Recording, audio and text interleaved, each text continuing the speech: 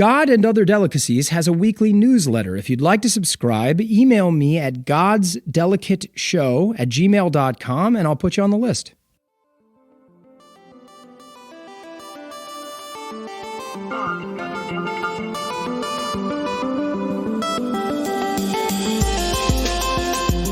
Hello, everyone. Welcome to God and Other Delicacies. I'm Nicholas D'Augusto. Another week, another conversation about God. I'm telling you, I feel like I'm getting away with something. Let's do this. Today, I have the privilege of welcoming Will Greenberg to the show.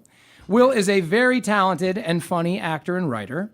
He's done a bunch of stuff, but if you haven't watched the TBS show Wrecked, I suggest you check it out. He is hilarious in it. If you're more into what's current this coming season, you'll find him starring in the new NBC comedy Perfect Harmony. He's also a dear old friend of mine, and it's a hot damn honor to have him on my show. Welcome, Greenberg! Hey, Nicky D. How you doing, buddy? I'm doing well. It's great to have you here. Yeah. Congratulations, buddy. I'm stoked for you. Than's, man. I won the lottery. Is this? It was God. Actually. This is gonna be an easy show for you because you just basically have to recite exactly the universal NBC talking points about how God is viewed on the show of Perfect Harmony. Yeah, sure. Yeah. No, I actually have no idea. I didn't get to read the script, so I don't know. You know, we don't. The show takes place in a small town in Kentucky. Okay. It involves the small town church choir. Okay. Of which I, Will Greenberg, am a member of, which yeah, that's right. was surprising to everyone, me included, yeah, right. that they let me pass through Congress. But my character's really only there to win back his ex, played by Anna Camp. Oh. So I didn't think my guy had to really sing or give a crap about being in a choir, but then they were like, "Oh no." You like to sing in the choir. You're a tenor now. Oh, my God. I cannot wait. I'm a baritone. I can't wait. Oh, and you're a tenor now. We have a guy on the show. His name is Gino Sagers, and he has the deepest voice. I think God does speak through him. Because when he speaks, everyone in a room turns around. They're like, what that's amazing. is that noise? Yeah. And he played like Mufasa. Oh, yeah, that's fantastic. Of course. Broadway. That's He exactly can what really- you'd imagine Mufasa. He's real. Yeah. Well, I want him on the show, too, and then I want you two to harmonize. You do want him on the show. He won't fit in this room, though. He's a large man.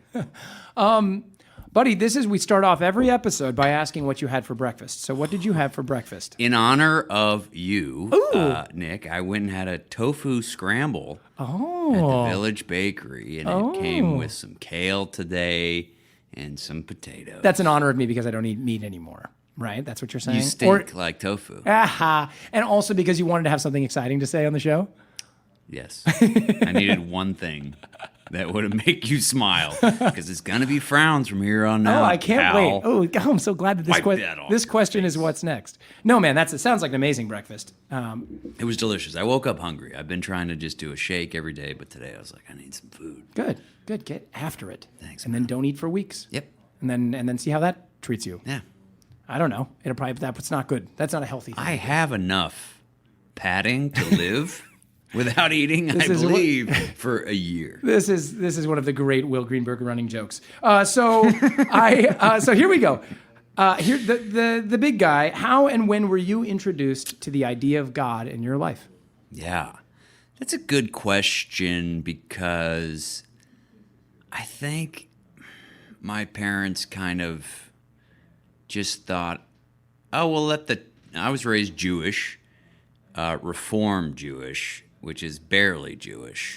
Were you able to Houston. eat? You didn't keep kosher, or do you keep? No. Because sometimes people will keep kosher and Reform, Yeah, I right? Or like guess. they'll half keep kosher. I don't even know really what kosher is. I Right. don't know the rule. I've heard some of the rules. Right. And I also heard like somebody buries some plates one time, and I was like, that's like at the time I don't want anything to do with it. I can't have bacon and milk somewhere together. I don't even know. Oh, I don't right. Yeah. Well, you understand can't do it. that. I've learned quite a bit about it because the writer who's been on this show, Jeff Astroff, Keeps kosher? He's keeps kosher. He's conservative Jewish, and and so I've been to his Shabbat dinners a few times, and they're really beautiful events, but they're also extraordinary for the rituals involved. Yeah, I mean, and rituals. and you have to be very clear about There's the meat meal, and then there's the dairy meal. The dairy meal can have salmon, so you have cheese and milk. Anyway, I don't need to go into all this. Let's just listen to the Jeff I just Astor. imagined milking a cow and salmon coming out. Yeah, that's not how it works. That's my brain. I don't know. I'll talk to Jeff about it. So, Nick, but you were saying that you're. Yeah, go ahead. So basically, ever since I was a child and continuing into this second childishness, which some people call adulthood, but I don't, I just never wanted somebody to tell me what to believe. And so, including my parents, I mean, and I get that from my mother because she just tells it like it is, whether you want to hear it or not. I just never bought into it, I guess. And no one could tell me. I feel like this is a running theme in what people are saying is like, no one could tell me, should I think these stories are real? Are they stories or did they happen? And, you know, just like Hitch. Is that his name? Hitchcock. God, yeah, that's all good. He just didn't know. He couldn't get like a serious answer out of these adults. My parents were like, "You just got to do it. You're going to temple. You're getting bar mitzvahed, and that's just what they'll teach you." And they really didn't. I just zoned out. Did your parents? So they were Reformed. So there was no. What rituals did they keep at home? My dad grew up more conservative, and so they'd have like real deal. They'd do Friday night Shabbat dinners, and they might have kept kosher. I'm not sure. If they were doing Shabbat, they probably were. But I guess I don't know. Maybe not. He says that his grandfather was really religious, and so his father would like do whatever his grandfather wanted, and then like the moment his grandfather died at the first Passover dinner, which can be long, I guess, if you do the whole thing. Which, yes. You know, we might have done something like that when I was a kid. But he said his dad was like, "Are we ever going to eat?" And he was like, he only did it out of fear, respect for his father. And then once his father was dead, he was like, "I don't want to do this." So this is your grandfather is the one that you're saying said, "Are we ever going to eat?" He was Right. He's the one that almost, it sounds like from your perspective, didn't really like articulate the family is shifting. He's not like guiding a shift. He was just like, here's the new ritual. Yeah. I'm the oldest guy here now. Let's just eat, you know. I think it got watered down even more with my dad. And today, he's not a part of the temple anymore. He left because he also just doesn't need someone else to tell him how to be a good person. Yeah. You know, it's pretty simple in my house. You treat other people how you want to be treated. Does your mother still attend temple sometimes? That's a curious situation. Well, I can't wait to hear about it. You know, my mom's from Alexandria, Louisiana, and I think there were 6 Jewish families there when she was growing up. And she also like that's not an how much of an exaggeration? Not an exaggeration at all. Okay. There was a temple there, but we're talking like maybe 6 different families and like cousins, and they make a small congregation. Absolutely, you know, maybe 35 people or something. Wow. So it's very tight knit unit that identify as being Jewish. And I think she never really wanted to be Jewish. She doesn't look Jewish. She never did. She's blonde hair and blue eyes. And I did too as a kid. And, you know, so she was always involved with her best friends and probably going to church with them and doing all Christmas and Easter. And their holidays are just more fun. And that's what it's all about for my mom. It's just fun. She doesn't like the somber stuff. Like, even when we went to temple as a kid, she'd be talking the whole time and be shushed by several people because she's like not paying attention. She's just like talking to you. Talking to me, telling. And she's like, this is too long. This is sad. What is this? She's like narrating the. Yeah, she's narrating. She's looking at people. She's like, that woman's dress is amazing. Look at that. I gotta ask her where she got that from. There's Stacy. Look at Stacy. She's ADD. She's just popping around. Wow. She's like, the cantor needs to cut his nose hairs. I can see him from here. Yeah. And the whole time they're not procession, but the event is still occurring. Right. The people are speaking and the whole time she's talking. Are you embarrassed as you're going through it? Or are you're just like, it's hilarious. Wow. My dad was embarrassed or whatever, but it changed because, Houston is a huge city, and at our high holidays, I know I'm like skipping all over the place. No, whatever, man. That's what this is. We had like 4,000 people there in this massive temple. They'd all come in. I don't know from where. And so it was very impersonal. It wasn't I didn't know these people. At one time, you'd have 4,000 people? Yeah, is that what they you would. just said? It was a huge. Maybe so these 3,000. are like the Texas mega churches, except this one's a synagogue. Exactly. I mean, so and it's Houston, it's still that kind of thing where it's like everything in Texas is just huge. Right. And 4,000 at the same time, and that, the person that's running I have actually never been to a synagogue, like a service. So what is it? Just one person that speaks the whole time, or no? There's like 3 rabbis, and everybody does some prayers, and somebody comes up and blows a horn, and there's a cantor who sings all the songs, and right. I think there was like a choir, but they were kept somewhere. You don't see them. Oh, okay. You heard okay. them. They're like the orchestra or something. Yeah, They're underneath. it's so somber. Yeah. If all the Jewish holidays were like a little more fun, like we got up and sang a song that was right, not so freaking sad. And Hebrew, I had no connection to it. I was thinking about that because of your show. I was like, man, I didn't know what I was saying at my bar mitzvah at all. Wow. I memorized these words. And I think once the rabbi is there as well to help you pronounce things, and I just was like, what is it? Keep going. Yeah, that one. Go ahead. Yeah. Once he started, I was like, yeah, just good. Hey, you want to do it? I just wanted to make people laugh. I was just a funny little fat kid. So still am. Yeah. There we go. So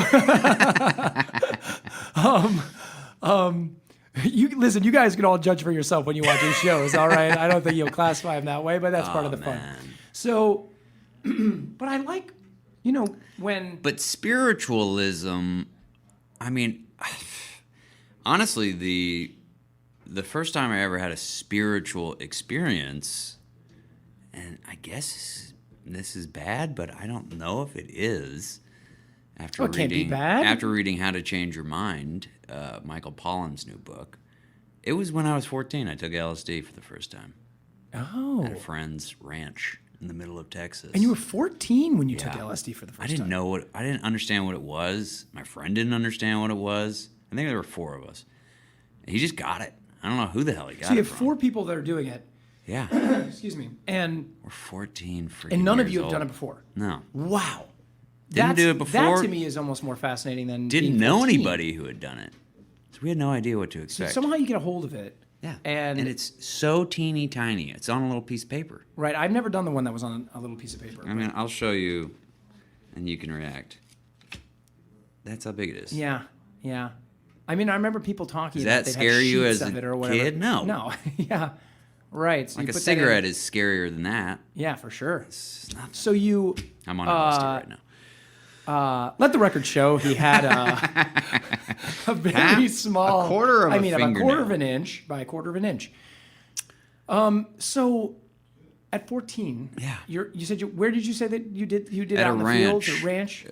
Yeah, out in a field. A beautiful field with flowers everywhere. So you're not scared. None of you are going into it really reticent. You're 14, but you're like, screw it, whatever. You've probably been drinking or whatever by this point if you're willing to try LSD. I think so, but I think that's hated... 14 is young. I know. That's young. Tell me about and, it. You're not ready to... I do not endorse anyone 14 ever taking that stuff because, like this book I was saying, How to Change Your Mind by Michael Pollan, he goes into what it does to you. Basically, it pushes your ego down. And your ego is good and bad. Your ego protects you from running out into a busy street and running into a car. Because it's like, that will hurt you, that will kill you. Yeah, right. But your ego also develops these harmful patterns of thought that it's very hard to get out of But that's one of the therapeutic benefits of psychotropics is that it can do that, and it can show you another way of thinking like that. Yes. Which is why the FDA is going to maybe allow psilocybin to be used in treatment of depression and PTSD again. Yeah, that's amazing. Yeah. Is that something that... That's what led Pollan to this book. He was just going to do a book about mushrooms in general, medicinal and edible yum-yums. Yeah. And he heard about FDA doing this. Wow. And he's like, huh? And from what you gather, like that's a relatively imminent thing, like something in the next couple of years feels like it's gonna pass. I don't know with this administration. I think it's just happening under the radar. Or yeah. And especially with Denver passing their stuff now. Yes. Wow. It used to be a very successful thing that they were doing in the 50s and the 60s when they found it. You got to get this book, man. Yeah, man. It sounds amazing. You'd love it. Yeah, man. Anywho, you dig it the most. I had it will cause a spiritual something to happen because you're experiencing. Well, talk more specifically about 14. What do you remember about the first one? I just remember being overwhelmed by the beauty of mundane things. Yeah. Grass. Sky. I mean, well, what time of the day? Did you do it at night, or no? Did you, it was like. Was it like? Did you stay out in the sunshine all day with it? Yeah. Yeah. So you had the whole sunshine sunset. Yeah, but it was. I think it was cold outside. I don't know. I don't remember it being hot because we were just standing out in this field, running around. Right. Like making handfuls of flowers, and I was like, I'm painting the sky. I mean, classic like yes, from the Doors movie or whatever. I was like, I'm Jim Morrison. And just laughing so deeply at silly stuff and hearing like turkeys somewhere at another farm and just sound bouncing in a way that it was just like an awakening to the glory. Yeah. And so it was positive. So how do you remember if that, can you like connect that to the next stages of high school? I mean, 14, you're a freshman, right? I mean, are you even a freshman yet? No, this is summer before freshman. I mean, you're not even a freshman in high school. You've already had your first tripping experience. Right. That's the earliest I've ever heard. I've known anybody that's ever done it. I mean, I think the first time I had mushrooms was, I was probably 18 or 19. No, I'm sorry. That's wrong. No, I did it when I was 16 or 17. You knew this is where the talk with me was going to go. I actually forgot that this is where this conversation was going to go. Greenberg is going to go with God. I forgot. I didn't do any prep. So no, it's fantastic. So you get into high school having had this kind of experience, and you also don't have any. You're not like rebelling against any religious structure because your parents are not pounding this into you at all. So you're kind of feeling relatively free to explore. This is not like you're not knocking on your parents' door and being like, "Hey, by the way, I was just doing LSD." Absolutely not. They would not have. It's so funny. It's that thing where they would have been like so angry, but only because they don't. They fear it. They don't understand it, and they've never done drugs. You don't. Rightly so. I could have. Just like what I was saying. It's too powerful for your mind at that point for a lot of people, I think. Me and my friends were lucky. You had a lot of open space around you, a lot of free space. Right. We could have gotten in trouble for sure. Sure. And it could have led to, I don't even know. The funny thing is, it didn't lead to then being like, oh, I want to abuse this every day. Right. It's not that kind of a thing. It's because it's so powerful and... Some people might, but and they did in high school, right? It got some of the other dudes that you did it with. You a couple of those dudes just kept doing it, and then for you, I mean, I did it a bunch more in high school, but I stopped doing I think everything my junior year in high school when I found acting and was like, I want to go to school for this, and other people were starting to experiment with stuff. I was like, I already did that. Yeah, man. By 17, you're like, oh, that's old hat. I was like, that. I gotta focus. I gotta get a job. They're like, no, party. I'm like, all right. Listen, you guys, the time to hit that was when you were 14. Mm-hmm. That's amazing, man. It's really wild, and I do think that it gave me. I remember being able to see emotional interactions in a way that I didn't understand before I'd done it. Can you talk? Yeah, tell me. Can you? I can remember doing it as a young kid. That's the thing, is that I think they're so emotionally charged that they create powerful memories. I can remember almost every trip. Wow. I guess now that I think about it, I can remember. Yeah. I haven't tripped as many times as you have, but I do remember mine. But so you were so emotionally. I think you were seeing emotions differently, more empathic. Right. I was more empathic. I was seeing, shitty high school relationships and being like, they hate each other. I don't know why this girl hates this guy. Ashley hates him. Why won't she be with me? Yeah. That's great. But, yeah. Well, I mean, I'm sorry, that's not great. No, that's a bad memory. Great. That's great, Nick. How dare you? It went from the power that this had given you to a very sad reminder that you didn't get your first love or something. No. Well, How dare her? I hope that she listens to this show and knows that she was missing out on a really great trip. Yeah. I'll send it to her and say, see? You blew it. So did you stay tight with these 4 dudes? Yeah, absolutely. Do they remain friends today? Or have they, over the years, they've fallen off? Or yeah, kind of fallen off. I see them every now and then, but they were very important for that time period. Absolutely. Yeah. And just very open, and because Houston, and this is the other thing that religion growing up bothered me, was that it separated people. I was a Jewish kid.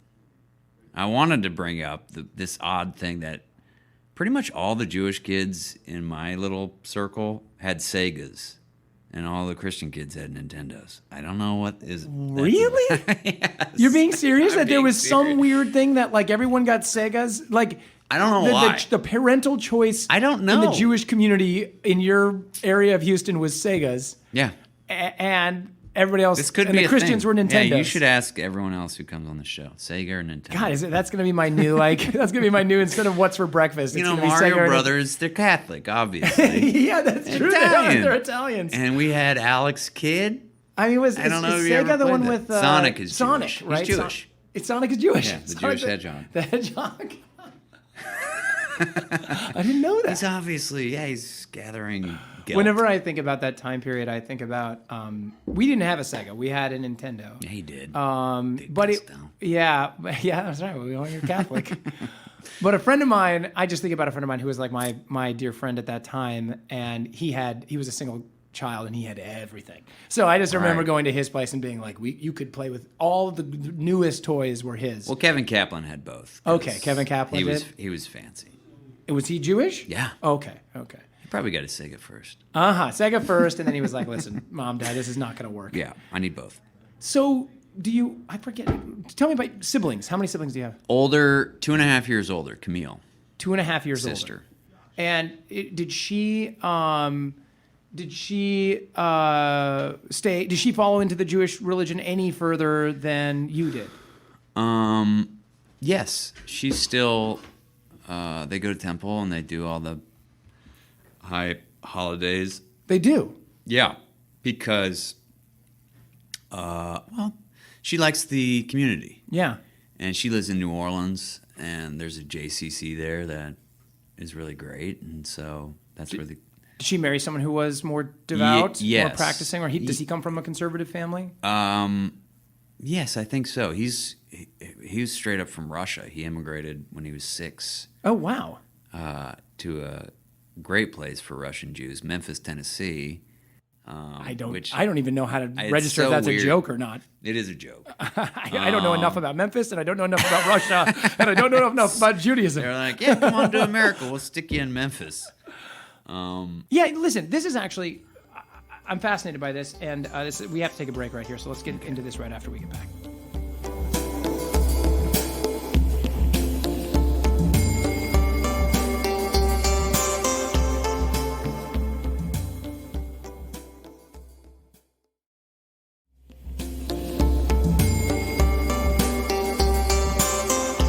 All right, we're back with Will Greenberg. So, digging into your family a little bit more here. So your sister practices more. Like, so when you're around her family, does she have children? Yeah. How many? 2 kids. 2. So they're kind of being raised. They're going to have bar mitzvahs or bat mitzvahs. Yeah. And you were talking about your brother-in-law, who is maybe he's not a conservative Jewish person now, reformed. but he just They just like the community and. Do they practice Passover? Yeah, they do things? all that, but it is a New Orleans Passover, so. What does that mean? It's just more of a party. Yeah, I think the yeah. parents they're drinking more than just wine. Yeah, right. So it's it sounds like the more fun version I wanted as a kid. I'm sure it is. Yeah. So what's interesting about the way you talk about this, and I knew this because I knew you were from the South, but you're really talking about that.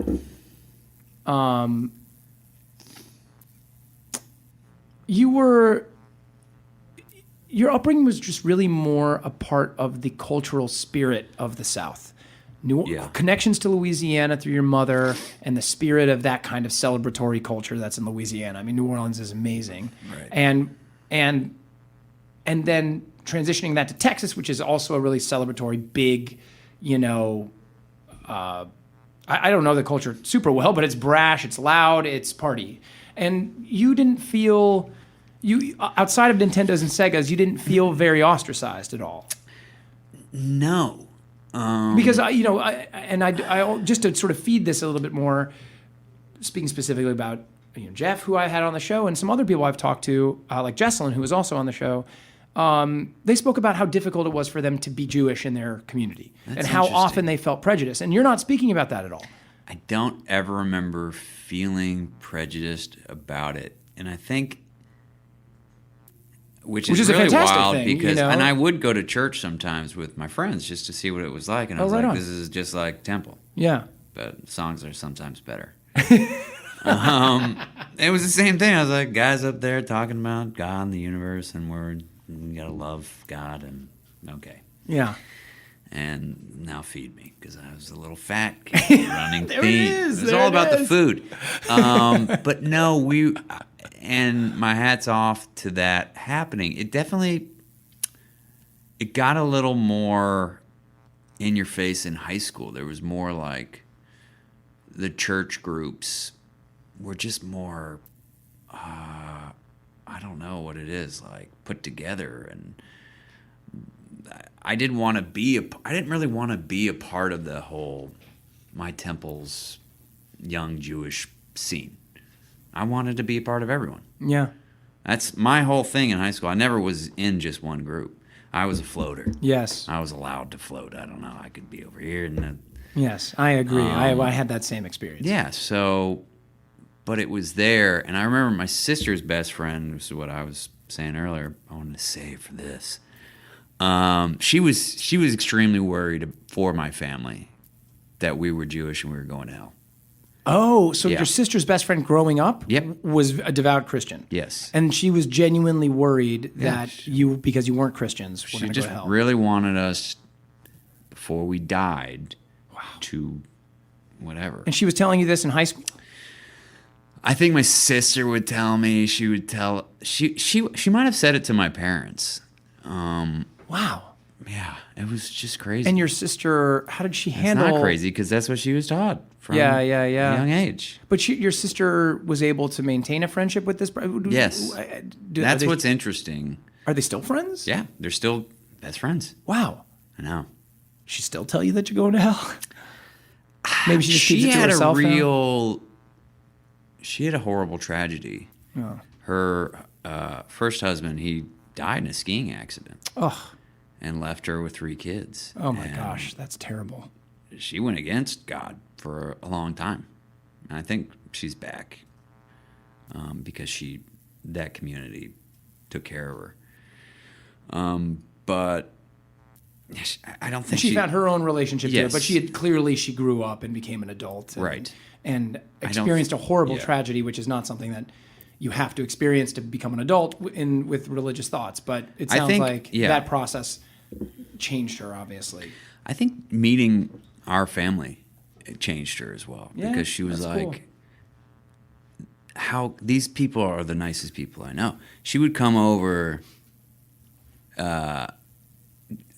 coincidentally around dinner time quite often, and because her mom didn't cook, and my mom did, and my mom was like the cook, and so she'd always come in. Mom would be like, "Sit down, got your plate." She's like, "No, I ate." And then my mom would put a plate of food in her, and she'd be like, "All right, can I have seconds or what?" She'd inhale it. So I think it was really confusing to her. She was like, "Well, why would they go be punished just because they don't believe in this one thing? But they do everything I'm taught to do to be a good person." That's interesting. I mean, I think that it's, in my mind, clearly for the worse, you can get a certain sense of Texas as a sort of, you should never generalize ever, but I can find myself as I'm listening to you assuming I was going to hear a story that was like, you were going to hear a little bit more prejudice because there's such at least the perception of such an intense Christian identity in Texas, but obviously it's a massive state and they're all different kinds of Christians, and that's just the nature of it. But you didn't see it in your community and you didn't experience it. No. And I mean, that's fantastic. Yeah. So we'd have, and then that speaks to why we have to be careful about assuming about certain perceptions. Absolutely. It's interesting. My parents now in Houston, their neighbor is the pastor of a huge Second Baptist church, and he built like a 13,000 square foot home. Insane. For him and his wife. Oh, okay. And it's just for two people. And he built a 9-foot brick fence to get into a wall with a gate. And I was like, if Jesus came back, he couldn't even get in this place. Man. What the hell? And my mom went over there when they moved in. She made a pie for him. She's like, "Hi, I'm Carlin Greenberg. I'm your neighbor." And I don't know if they're that nice to my parents, or they like want them to be a part of their community. It's weird. Yeah, right. Right. So, and that's the kind of thing that I up. think, I think what you're speaking to there is that does exist. Certainly it's not that it doesn't exist, but that it's not everywhere. You grew up in an area that was not that, and now your parents happen to have, in this area, by random nature of it, caught a little bit of this almost like televangelism kind of side of things, even though they're not televangelists, but this kind of big church, massive money, you can get super rich as a priest or a speaker, I guess a pastor. Yeah. Anyway, go on. I think Houston is different than a lot of the rest of Texas and the South because it is such a melting pot. It's, I think, one of the most, if not the most diverse city in America right now. Yeah, I think I forget that Houston and New Orleans are very connected in the sense that they're both very close to the Gulf, right? Yeah. Houston is like only, again, as somebody that grew up in Nebraska and has never been to 35 Texas, minutes. It's such a big place. Yeah, it's only 35 minutes. I think sometimes I forget that like not every city in Texas is right in the center of Texas. You know? No. That one's really close to the Gulf. So this is Texas, your hand. Yes. Okay. And you put your two little fingers down. You stick your that's the panhandle. Yes. And this is Texas, man. Yeah. So this is God's country. Yeah. Oh yeah. It's on your hand. And it kind of looks like it forms a gun, by the way.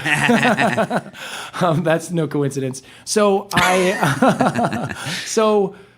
yeah, right. So that's, again, there's the connection between Houston and New Orleans, and maybe why your mother found herself in Houston, although she was raised in Louisiana. Where's Alexandria in relation to it's New Orleans? I can't ever remember. 2 hours north. So she's a little further away from the Gulf, but it's still Louisiana. Yeah, it's Steel Magnolias territory. I see. I mean, maybe 20 miles from where Steel Magnolias takes place. Those are my mom's friends in that movie. She's that's great. Wheezy or whatever. Well, I want her fried green tomatoes then. So that's a different movie. Isn't that no? No, that is different. Steel Magnolias. No, that's right. Sorry, that was so dumb. Fried green tomatoes. Let me tell you something, buddy. Aren't there fried? No, what's Steel Fried Magnolias? Green Tomatoes is its own movie. Yeah, Kathy, what's her face? Oh, from man. Misery. How Kathy embarrassing. Bates. How embarrassing. You have egg on your face. Oh, if only there were movies. the only movies made about Nebraska are made by Alexander Payne. That's the only ones I know. So let's get back to like your how do you start articulating spirituality for yourself? You know, where do you start, or do you? You know, are you still just kind of like, do you have another enlightening moment as an adult? Yes. You'll clearly, go ahead. Didn't I tell you? I think I've told you about this.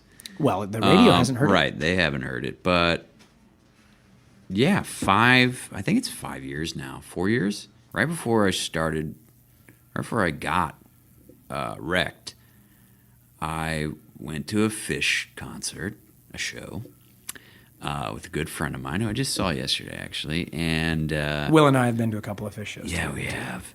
And, that thing I did when I was 14 was floating around again. Are you saying you hadn't done LSD since high school or college? That's not true. Yeah, since that time. I mean, yeah, since high school or college. Since college, yeah. It had been probably 13, 14 years. Really? Yeah.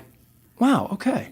For no reason Even though you'd been to Burning Man and stuff like that, you weren't doing it up there? No, we did shrooms. Okay. So you're still you're not doing the intense LSD thing. Right. That you've been so much more. It is more. It lasts longer. And that's right. Even when I did it, I never did more than just one dose. Okay. If I did two, I couldn't be human. I was id. I don't know what I was. Yeah. But yeah, we had a couple drinks, and my buddy put another little piece of paper, like even smaller than that, in my hand. And I was like, sure. For the record, let it be said, it's a smaller piece of paper. I totally even forgot that I took it. Okay. And then 20 minutes later, I was like, what? Oh, God, no, I took something.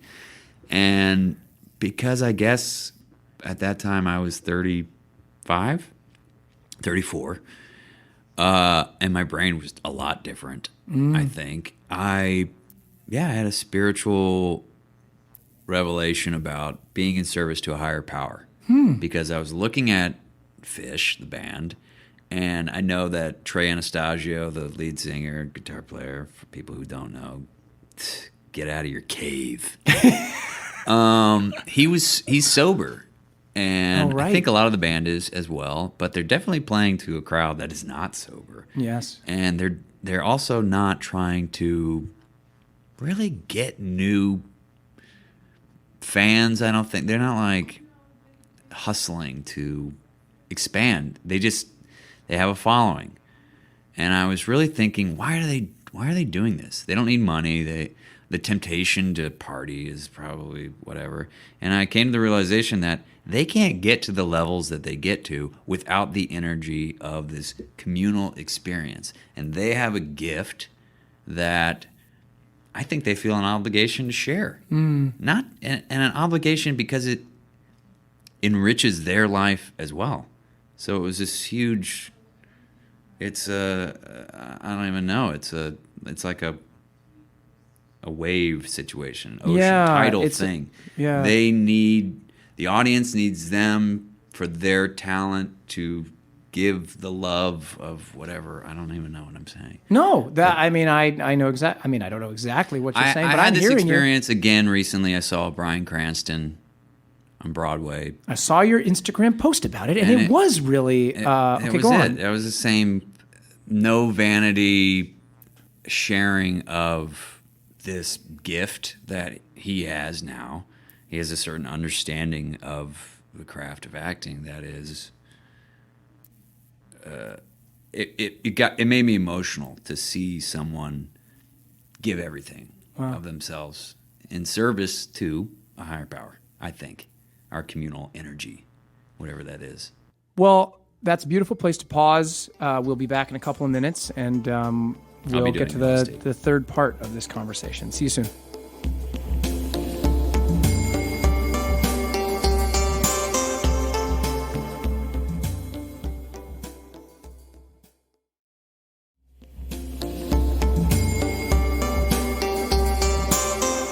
So we're back with Will Greenberg. He was just talking about this performance they saw. Bryan Cranston got on stage with PHISH, and they started rocking out. No, he was there. I swear, man. Oh, okay. So go wait ahead. a minute. Back to that. So that PHISH concert, PHISH concert, I exactly. had such an experience And that's in that book, How to Change Your Mind. He talks about this thing called set and setting, which is the thing with psychedelics is it's not something to be done willy-nilly.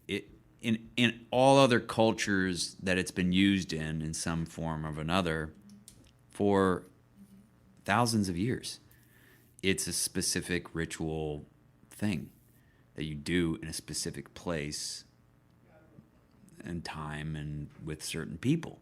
Certain caretaking, right, should be kept in. You should be safe, but you should also be in a place to explore. Yeah, and that's what a PHISH concert is. Yeah, for sure. You can let loose. For sure. It is a party. It is a celebration of life. And I came away from there feeling manic happiness for 2 months. Wow. Manic. Yeah. To the point of annoyance for everyone else in my life, especially my wife. Nikki. I saw you. Didn't I come up to this show directly after that happened? Was that yes. Were you in San Francisco? Yes. Yeah, that was you came. Oh yeah, I came to this. But I was there the day after. Right. Like I was there witnessing you talking about this for the first time. Yes, I had walked around the city early that morning. I couldn't go to sleep. I was exhausted. Yeah, I remember. That second night, I was like a zombie. Yeah. Meanwhile, you were, writing notes 2 inches from your face during the concert. Yeah, I was keeping so much. You're like, I just gotta write this down, man. Having your own journey, of positivity. That's exactly what I was doing. But I was so amazing. tired. But then after that, and we drove home and all that, my ego had been pushed down, and I was no longer judging people, and so I was open. People could see that I wasn't judging them, and I wasn't afraid of them judging me, which is something that's like my normal operating mode. Yeah. That's why I don't remember people's names when I first meet them, because I'm like, put up a wall. I'm like, okay, I don't want them to think I'm judging them, and they don't judge me. And so you're not really connecting or present with That's that something person. that's been in your life for a long time? I think that is, I've discovered that is I'm not fully present. I'm not paying attention. I'm worried about all this. My mind's going a mile a minute about concerns that are just patterns, I think. Just whatever. You see somebody walking down the street, you make a judgment about them. Right. I do, at least. No, yeah, I mean... And I'm worried that they're going to judge me. Right. For being that fat little kid. There it is. Always there. I think I was number 4. But anyway, during that time, those 2 months, yeah, like... homeless people would approach me. And it's never happened. They'd approach me and we'd start talking. Wow. And I'd get into like half-hour conversations with people. Wow, about you were their just anger. super open. Oh, and their anger. Talk to me. And this one guy was like, I'm so angry. I was like, I hear you, man. He's like, yeah, well, I just get angry and it does bad things for me and I it causes me to fight. And I'm like, is there any way you can, take a breath for 10 seconds before you act on that? And he's like, yeah, no, I've tried all. It's ruined my life. I don't really totally remember, but you were in a definitely, place where you were just open. I know. Sorry, go on. He yeah. needed to tell somebody, and I was like, all right, tell me. Wow. I'll stop and listen. And Wow. he was kind of like, it calmed him down. Wow. To have somebody do that. Wow. That's awesome, man. So the solution to homelessness is for people to take hallucinogens and then go talk to homeless people. That's all they want. That's what we're trying to get to here on this show. The solution. So, wow, man, that's really lovely. I want to know about before that moment, and I want to know about since that moment. Okay, so before that moment, if we talk about those 13, 15 years, whatever it was. In the context. Where you're not really tripping, but you're still taking mushrooms. Oh, okay. But no, sorry, I have to poke fun at the joke. I was. No, you were still having a good time, but you had not had an awakening. You'd had the awakening at 14, and then whatever. You're go through college, and life is good. You're not like whatever. Like you're trying to get your career started and all this stuff. But what you're saying is somewhere that decade or more was defined by what would you say is your thought process prior to the awakening? Definitely to stay to. I've always been seeking ways of staying in the moment. I feel like that's why acting was so attractive to me, is because it is like a form of meditation. If you are not fully present, involved in doing it, you forget what you're doing and you forget your lines, and there's 200 people watching you, and that's terrifying. And it's energizing.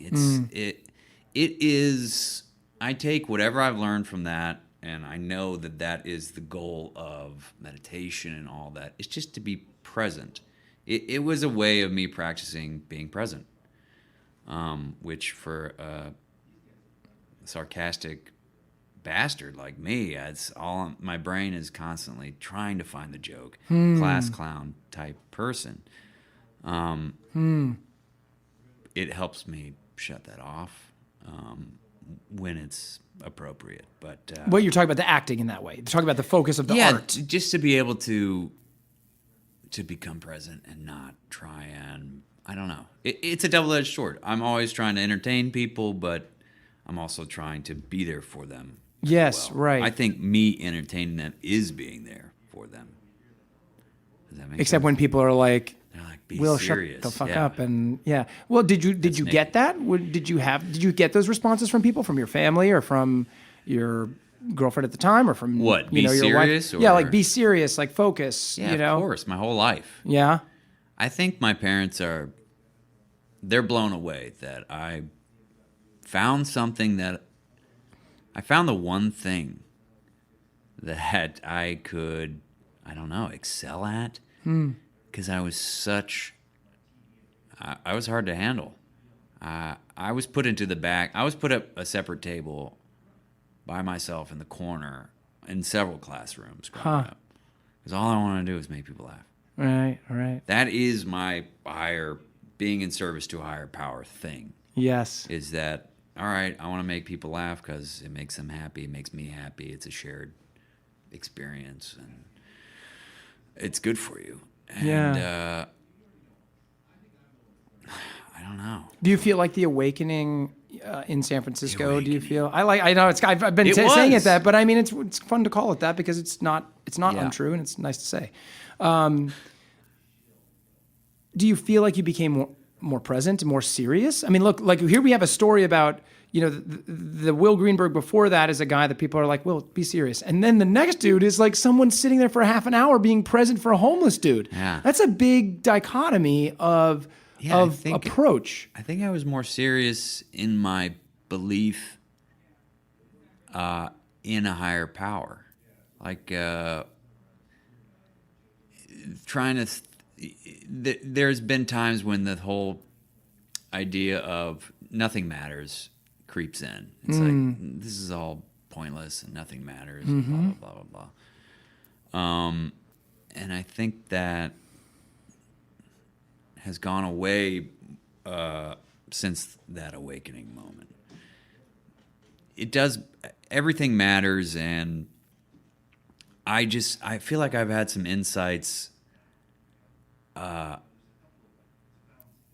Geez Louise, where was I going with that? Well, I've had some insights about just like what I believe the whole point of life is. Do you want to talk about what higher power means to you? I told you I had the answers. Go, give them to me. I told Will. Will texted me. He's like, I got all the answers, which is a classic Will funny joke. And then I was like, well, look, if you've got all the answers, this will be our last show. No, I honestly believe that the purpose of life is to recognize that there isn't another place. Earth is heaven. That's why it looks the way it does. That's why it's got endless amounts of beauty and creatures and things. And it's like, why would we go somewhere else that has this when we have been given the opportunity to make this our idea of heaven or whatever that is? And that is a place where people have all the energy they need. They have homes. They have food. They can go back to doing what they were doing before they had to get a job. I think this is like a Buckminster Fuller quote, which is playing. That's what you do as a child. You get to play. You're in heaven. That's right. That's interesting. That's interesting. Yeah. I know play, but I suppose technology. If you're in a healthy environment, right? Human brain. I mean, That's the whole game. We have the ability to make all the energy we need from the sun and all the elements in this world. We're making machines that can grow the food for it. Nobody has to work. People are afraid of this notion where people won't have jobs. What do we do? Well, then you focus on what Buddhists call enlightenment, right? Yeah.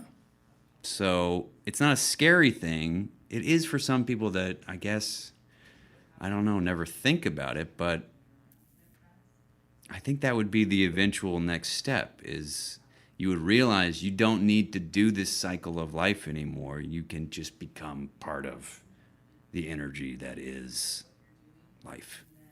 Ugh, that sounds nice. It's nice. I think I respond to it because,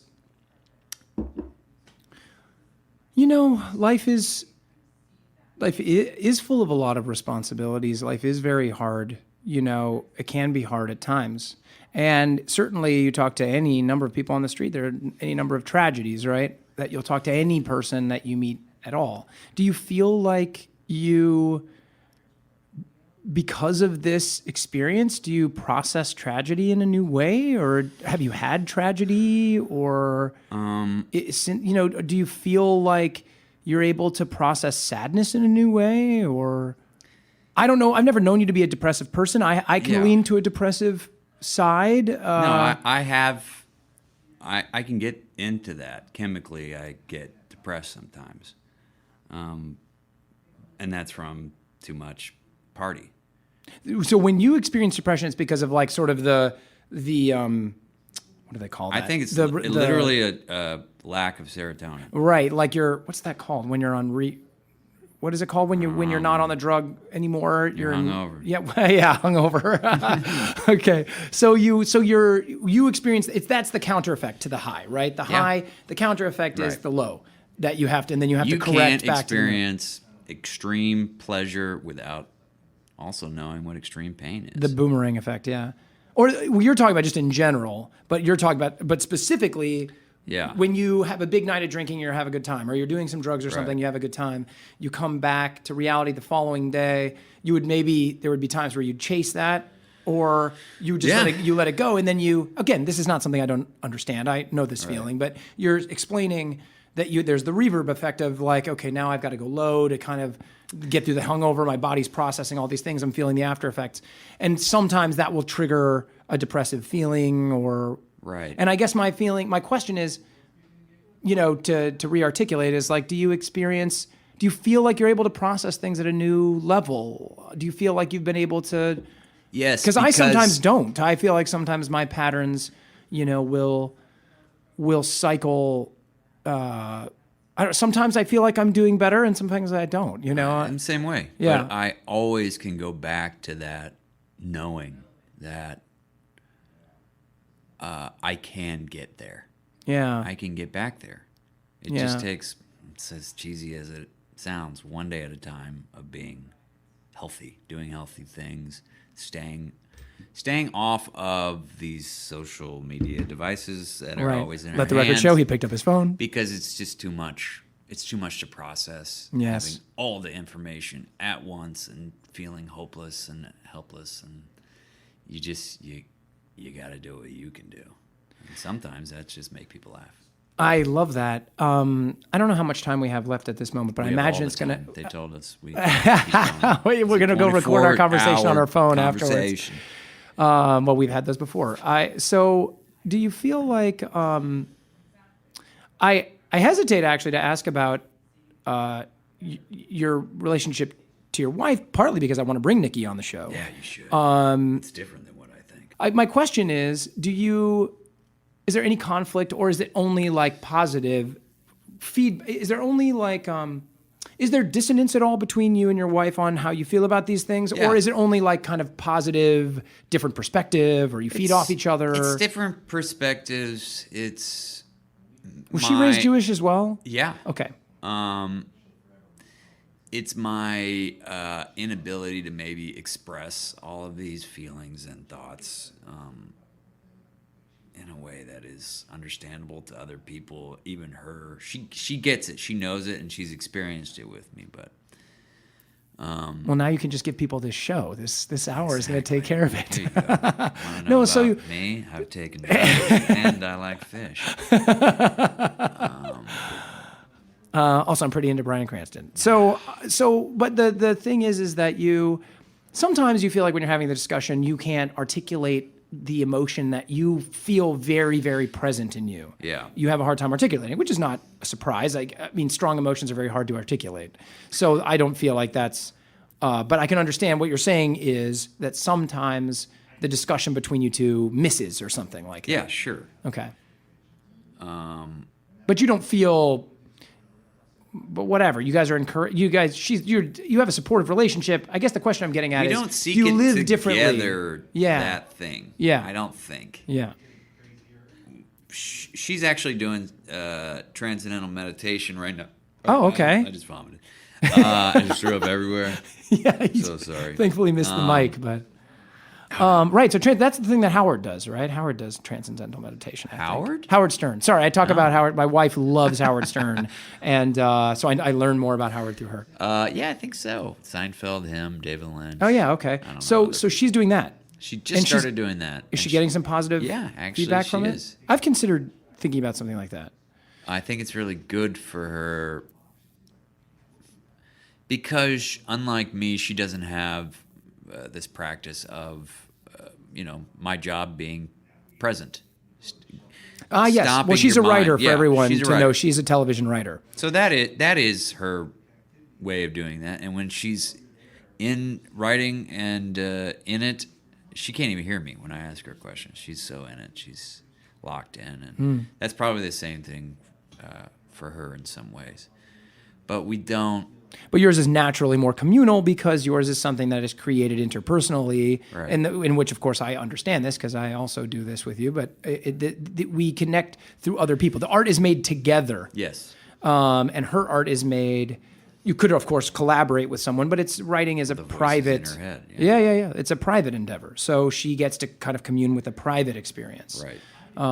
So that's probably what you're saying is the larger difference between you two on that level. Yeah.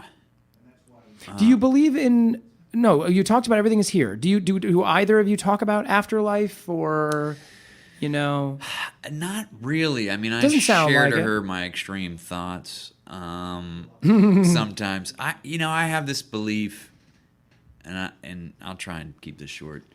No, it's all good. Yeah, this is probably where we'll end up ending, but that's all good. This comes from what's his freaking name? It's called The Man's Search for Meaning. Okay. You ever heard this book? Yes, but I can't remember who the author is. It's not Bertrand Russell. No. Is it? We'll find it. Is it? Yeah. Okay. Go on. From that book, I got a different outlook on this notion of death, where it takes place in the Holocaust. It's real. He was a doctor in Auschwitz, even though he was a psychologist. He wasn't really a doctor. They made him the doctor. And he was treating this little girl who was dying, and she was smiling, looking out the window at this tree. And he's like, "Why are you smiling?" And it's like, "Well, the tree will always," she was like, "The tree will always be there. I'm not afraid of dying. Because that tree, the sun will always shine." And it made me think of like, the stars will never completely end. That energy that's in the universe will never totally end. It'll somehow be energy. Yes. Meaning there's no such thing as death. Yes. Because there is only life. Yes. So don't be afraid. It's other. It's not the end. Boy, buddy, that's a good closing. There we go. Nice work. Yeah, thank you. Well, it was I said it was a hot damn pleasure to have you on the show, and I really mean it. I'm not leaving. I love you, buddy. Thanks for being here. It was a real pleasure. Thank you so much. Yeah, I really appreciate you being so generous with your time and with your thoughts. And thank you all for listening. See you next time.